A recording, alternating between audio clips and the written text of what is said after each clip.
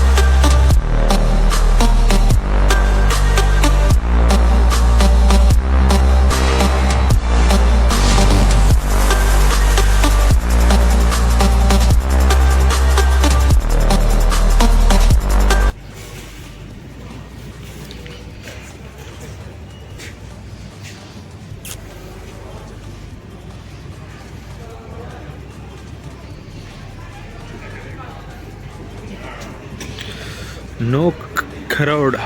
अपने पास क्या है, क्या में इतनी पब्लिक रहती। यहाँ पे लोग बैठ के खा रहे हैं। यहाँ पे क्रिसमस आ रहा, क्रिसमस की चीज़ सोफे। अपने पास इतनी पब्लिक रहती कि पूछो ना को। ये गिलास 7 दिरहम के ग्लासेस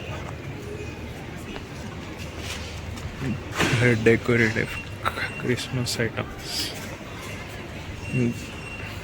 आर्टिफिशियल कैंडल्स, बहुत सारी चीज़ें हैं इसमें। प्लांट्स है। ये कितने का है? 19th के।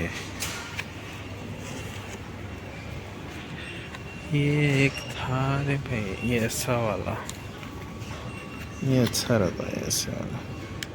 21 दिरहम। ज़्यादा महंगा नहीं बोल रहा है, बहुत महंगा बोल रहा, कॉस्टली बता।